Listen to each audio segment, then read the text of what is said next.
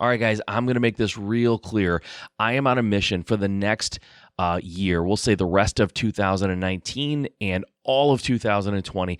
I'm on a mission. My sole focus for the next 14 months is to find out how I can help you in your business. I know a lot of you are listening to this and you're at various stages of success. You're either just starting out and maybe you've done a deal or two.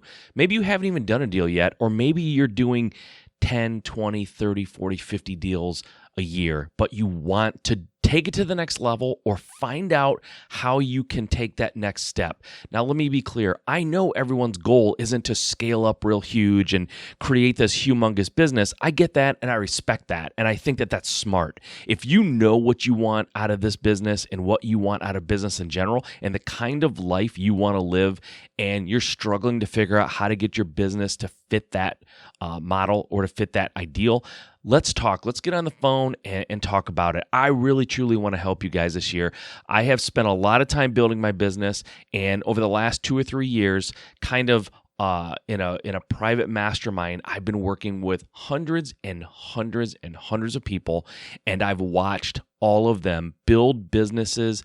I've seen great successes, and I've seen people who haven't had the success that they want. And I have learned a lot about myself. I've learned a lot about my business, and I want to now take that to you, my audience. And I want to spend the next 14 months truly trying to help you with your business get to where you want to be. So if you want to talk, I highly encourage you reach out to me at mike@juststartrealestate.com and just make the subject line help. We'll hop on the phone or we'll hop on a Zoom call and we'll just chat for a few minutes and see how I can help you and how I can be of service. I really want to help you guys this year. Please take advantage of it. I'm offering this just because I really want to see what you guys need, and I want to make not only your businesses better, but honestly, selfishly, I want to know the kind of content that I need to be creating to truly be the most helpful to you over the next 14 months. And by doing that, by helping you, it's going to help me understand what you guys need who are listening. So reach out to me at mike@juststartrealestate.com, subject line help, and we will talk. All right, guys, let's get on with the show. The problem that I see is people decide they want to scale their business up. And I mean really scale it up, ramp it up big time into a large company where, they go from doing 2 or 3 deals a month to, they set their sights on doing 10, 20, 30, 40, 50 deals a month. And they don't realize that that's a different business than a 2 or 3 deals a month business. You're listening to the Just Start Real Estate Podcast. If you're serious about your real estate investing business and need real answers, you are in the right place. And now, your host, Mike Simmons. All right, guys, thank you for joining me here again on Just Start Real Estate. I am psyched to be here with you.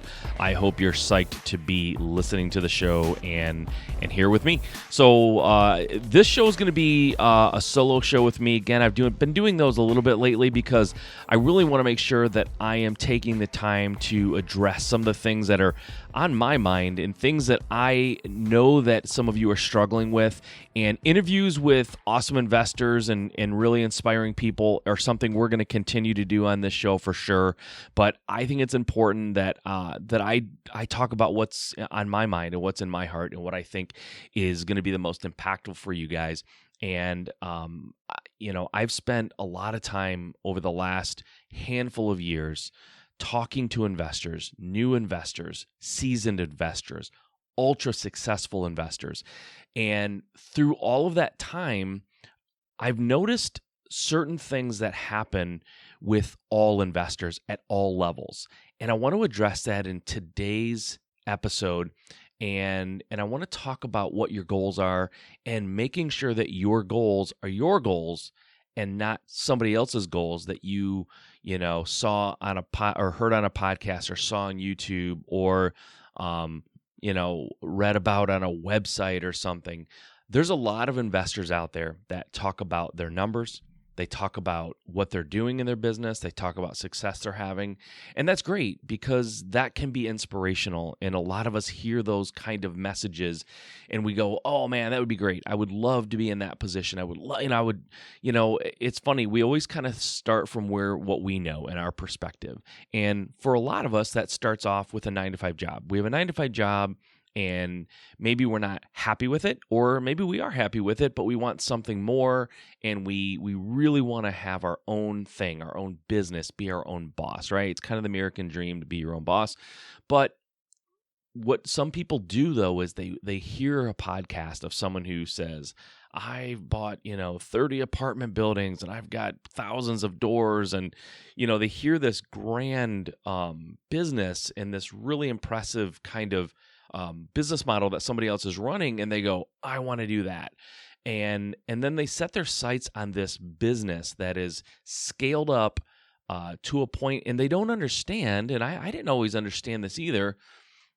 It sounds great to say, I want a $5 million, a $10 million, a $20 million business.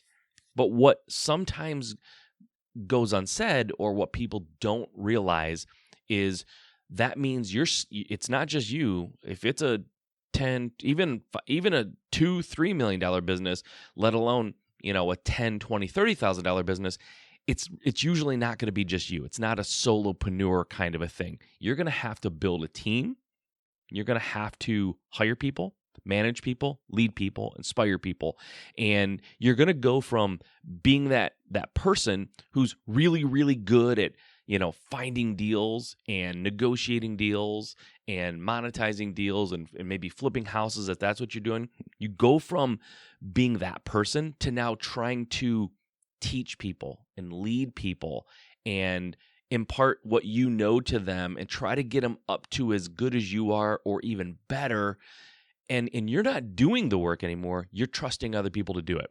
And there's nothing wrong with that. That's part of building a business. That's part of growing an actual business and not just being, somebody running around with their hair on fire trying to do everything. So it's a natural progression. It's normal. It makes sense. It's smart if you want to grow a business to that size. But the problem that I see is people decide they want to scale their business up. And I mean really scale it up, ramp it up big time into a large company where, they go from doing 2 or 3 deals a month to, they set their sights on doing 10, 20, 30, 40, 50 deals a month. And they don't realize that that's a different business than a 2 or 3 deals a month business, or even a 1 deal a month business, or 1 deal every other month. It's a much, much different business model. You have to hire a marketing person. I mean, you don't have to, but generally speaking, you're going to hire someone to do marketing. You're going to hire someone in a sales role, someone that in my company we call acquisition, someone who goes out into the field, talks to homeowners, sits down at their house or talks to them on the phone and gets contracts. You're also going to have to hire some sort of an office administrative kind of a person. If you're a wholesaler, you're going to end up hiring somebody who is oftentimes called dispositions, someone who takes that contract that you got signed with the homeowner, and then they assign that contract to an end buyer, a flipper, landlord, or whatever the case may be. So you hire that kind of person in. You're going to need someone to deal with title companies or attorneys for the closing side of it, right? Getting all the paperwork together and making sure buyers and sellers are wiring money in and all this kind of stuff. Very, very soon, very early on, if you don't have one, you should have one, is a bookkeeper, someone who's keeping track of all these transactions. If you're a house flipper, you might want to hire a project manager, someone who's going to help manage the renovations, and maybe they're managing general contractors, or maybe they're hiring out the subcontractors themselves, if that's the type of model that you're running in your flipping business. But point being, pretty soon, before you know it, you're building a team, which is great. That can give you your time back if you hire the right people and you have some consistency and some continuity in your team. It can allow you to, as the owner, to step out of the day-to-day, which is great, and start focusing on growth. And then as you grow to a certain point, maybe you need to bring on even higher level people, right? I mean, this is just how businesses are built, for the most part. So you may end up bringing on like a COO, like a chief operating officer, or maybe a CFO or a CMO, someone to do your marketing, someone to be in charge of finances. As you grow, you kind of get beyond the borders of what one person can effectively do. And as your business grows, the money grows and the stakes get higher, and you really need people who are great at what they do to manage those different departments. And what you can see here happening is this thing starts to morph from like this person who was going out and maybe sending out a few postcards or networking with some realtors, finding a deal, getting it under contract, renovating it, hiring a crew, getting it finished renovating, and then selling it for a profit at the end of the day, right? That's like a house flipper doing a deal, one deal at a time. It's a certain business, and there's nothing wrong with that business. It's a great business. But if you say, well, I don't want to do one deal, one flip at a time, which if you do one flip at a time, if it's taking you 3 months to kind of from the time you purchase it to the time you end up selling it and all the renovation in between, that means you're only doing like 4 deals a year. And that's if you find one immediately after you finish your first one. A lot of people, what they do is they'll find a deal, they'll start renovating it, they'll get it renovated, they'll put it on the market, and once it sells, they start looking for the next deal, which means it could take a couple weeks, a month, a couple months. So before you know it, you're only doing 2 or 3 deals a year. And again, there's nothing wrong with that. If that's what you want to do and you're making, $20,000-$30,000 per deal and making that, $80,000 to $100,000 a year is where you want to be, and that's good for you because your margins are good and your overhead's super low, and that is the lifestyle business you want, then by all means you should do that.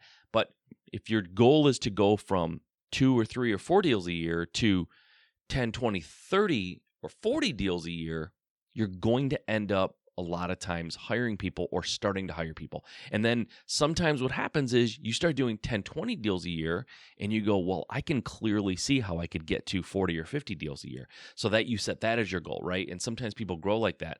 So before you know it, like I said at the beginning, you're running this business with all these people who are going out and acquiring houses and renovating or flipping or assigning, and you've got bookkeepers and CPAs, and at some point you got a marketing person who's telling you need to do social media, and now you're producing videos for social media, and you're going out and looking for more and more money, because if you're flipping, you've got to raise money. If you're using hard money, that's great, but everyone who does a lot of deals knows your goal as a house flipper, especially when you're doing high volume, is you need to find cheaper and cheaper money. And hard money isn't always the cheapest money. Matter of fact, it's usually not. So you're going out looking for private money. So now you're spending a lot of time raising money. And before you know it, you're raising money, you're hiring people, you're managing C-level people, right? Like COOs, CMOs, CFOs. And you're just like at this top level, and you're not doing the day-to-day, which is what you started doing and what maybe you loved or didn't love, but that's how you started your business. And you have this monster corporation.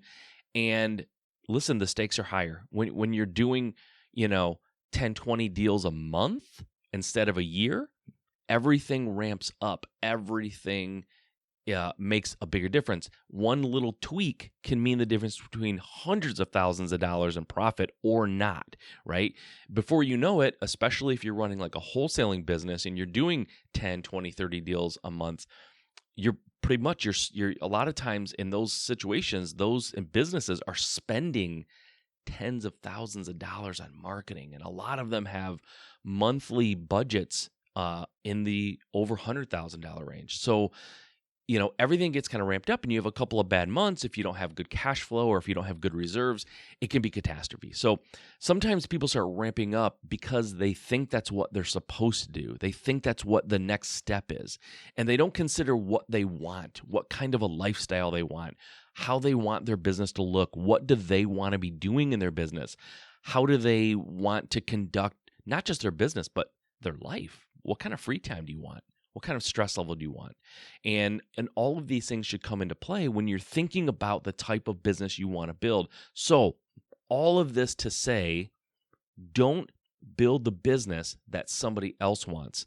Build the business that you want. And if that means doing a deal a month, great. When I first started in my local market, the people who were doing a deal a month on average, so 12 to 18 deals a year, they were rock stars. Like everyone looked up to them. They thought, oh my gosh, if I could just do, a portion of what this person does, like I would be ecstatic. I'd be over the moon.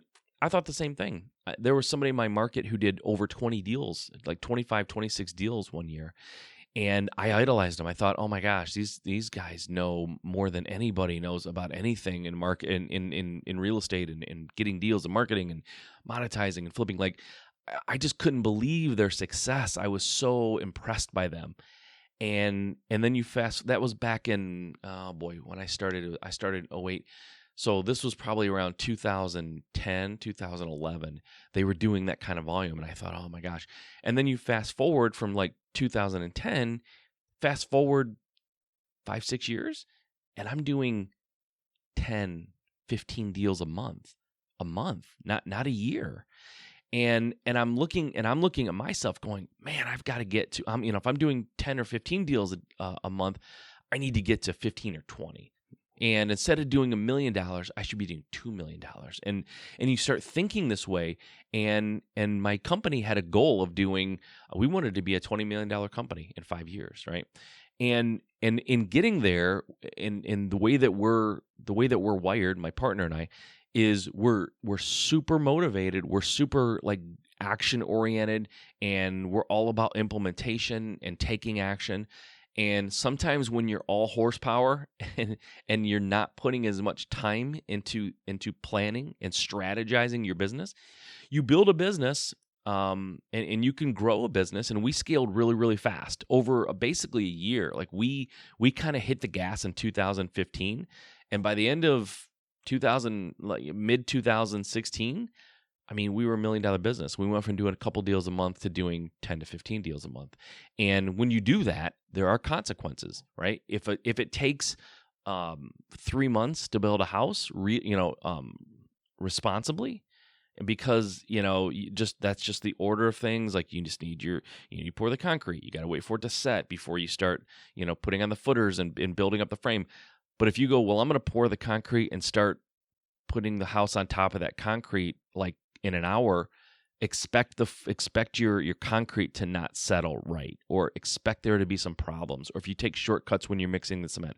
And what we did was we took some shortcuts, and we hired and when I say shortcuts, meaning we hired people fast. We didn't hire the right people. We hired warm bodies with heartbeats, and we threw them out into the field, and we gave them very minimal direction.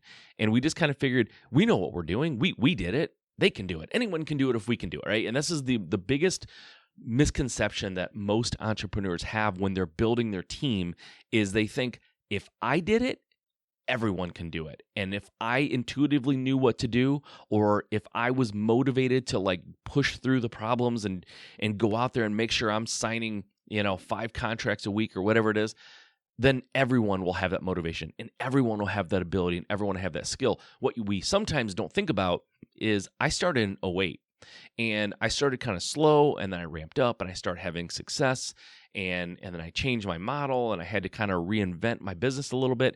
And I was learning a ton over the course of those 4, 5, 6 years. I was learning a ton. So when my business finally hockey sticked, and I kind of hit, the light bulb went on, and my business took off fast, I had like 6 years of experience that built up to that point.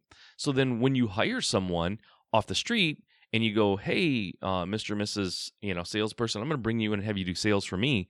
And you plop them down in that seat and you throw them out into the field and you go, well, I did it. Like I was out there doing it. Certainly they can do it. And in my case, I'm not even a salesperson. That's not my background. I don't consider myself a great salesperson. So I thought, if I can go out there and get deals, and I hire a salesperson, easy. I'll throw them out there and they'll crush it, right?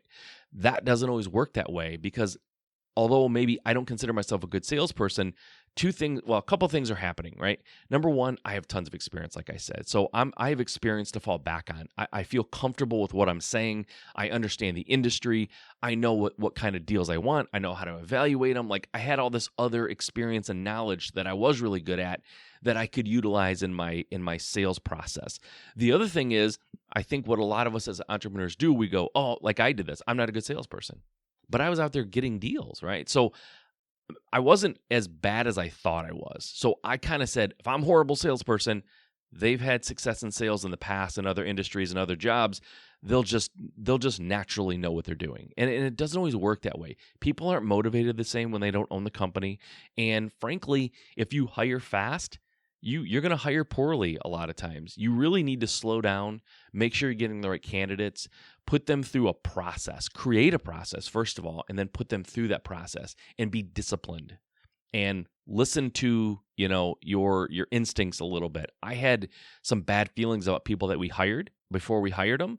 And I hired him anyway because I thought we need someone in this role. We need a salesperson. We have leads and we have all this stuff happening. We need a body out there going and getting contracts. And I know I'm kind of picking on the sales role right now because I think the sales role is where in my company we probably made the most mistakes. We went fast and we tried to find a good salesperson, but somebody who comes in with a good resume and spends 40 minutes or half an hour or an hour talking to you, and they're really good for that hour, you just think, oh, these guys are it, right? We didn't put them through much of a process at first. It was like one interview, hire. And that was a mistake because we didn't give ourselves the opportunity to spend time with these folks and understand whether or not they were sort of putting a song and dance together for an hour, that they were kind of like these really good at doing interviews, but they couldn't sustain it over the course of a couple of different interviews or some other things. So I don't want to get too far down the hiring road, but just understand when you're growing your business and you're trying to scale it up, hiring is huge. Hiring and training is humongous. And then the final component is management and leadership. Like, that is a lot different than building the initial business, finding the properties, getting them under contract, renovating them, flipping them, selling them for profit, right? That's the real estate investor sort of at 30,000 feet. That's what we do in a lot of cases. But then once you try to scale, it becomes something totally different. And most of us are not ready for that. And then what we also find is we hate managing.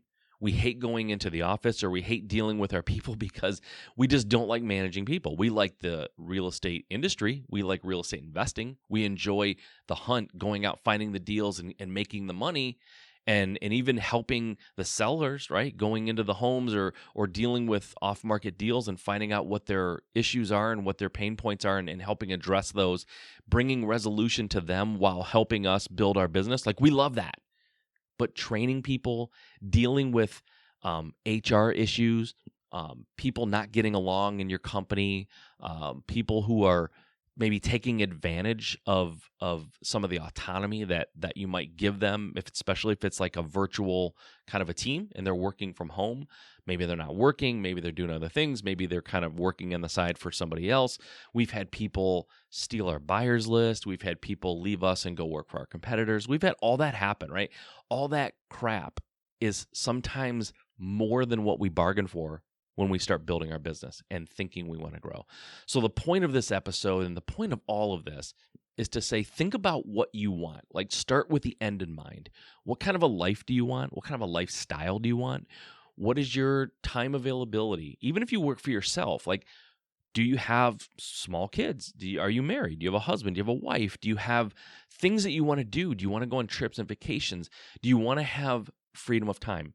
And a lot of times what that means is there's like this point at the beginning where you're doing everything, but you're kind of doing low enough volume that you don't have to run around crazy. You're getting it all done and it's reasonable. And then you grow to a point where now it's getting very difficult to manage. And maybe that's when you're doing 2 or 3 deals a month, maybe 4, whatever it is for you and what you can kind of shoulder.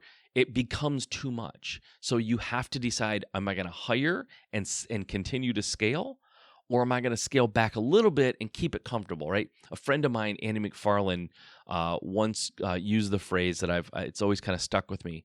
You can stay small and keep it all, right? If you want to stay small and be a solopreneur, you can keep all the profits, all the money, keep your overhead low, keep it simple, but you're the guy, right? So or the girl. If you get hit by a bus, or if you go in the hospital, or you get sick for an extended period of time, there's nobody working in your company for you. It's just you, right? So you kind of, not to be overly dramatic, but you live and die by your availability to go out and hunt, Okay. If the only way you're going to eat is if you go hunt and there's no other hunters, you better be able to hunt. Okay. And that's fine. And some people love that. And some people who try to scale, frankly, they get to the point of scale and they go, I hate this. And they scale backward, right? They go to less deals per month because they want to go back to being the hunter. They like being the hunter. If you like being the hunter, be the hunter.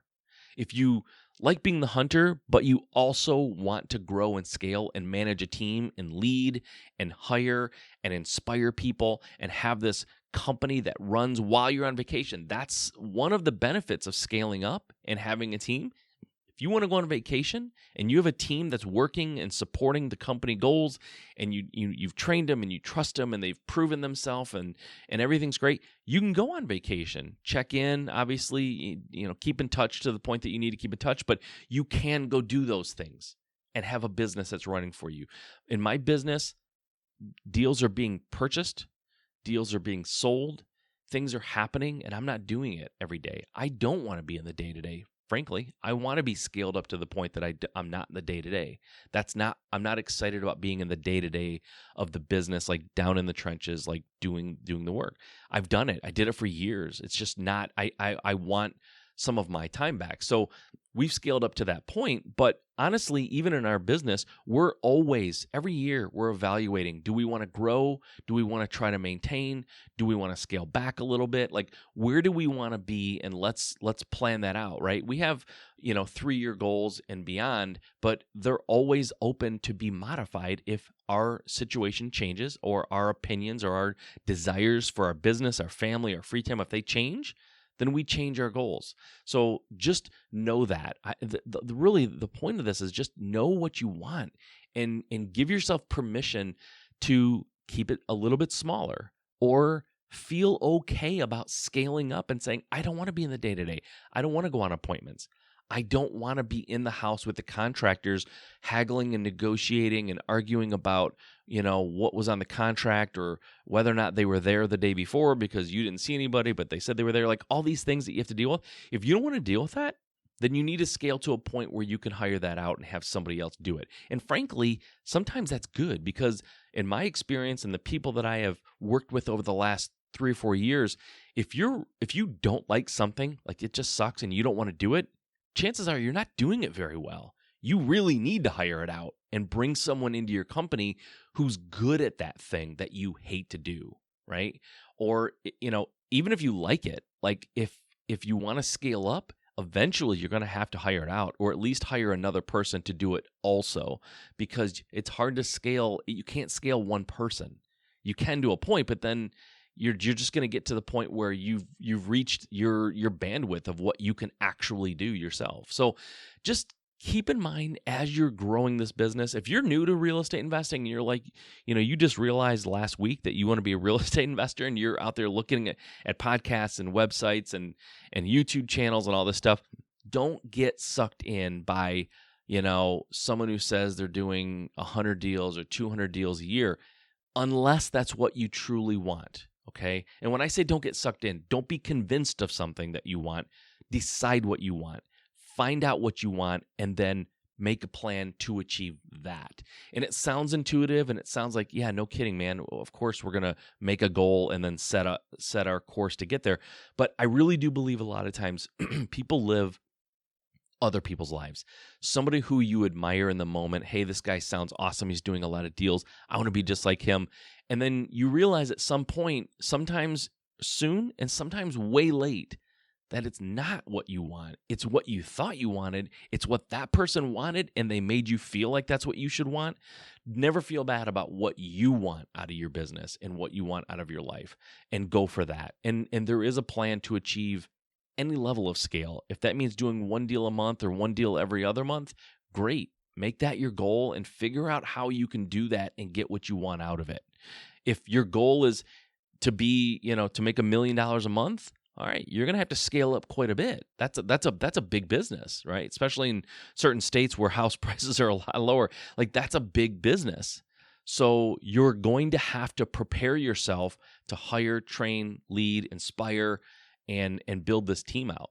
Okay, so just understand that goals have sometimes unintended consequences or unintended effects, ripple effects on everything else. So build the business that you want, know what you want, get out there and get after it. I mean, I can't stress enough. I say it at the end of every episode, but it could not be more true now than it was when I started this whole podcast years ago.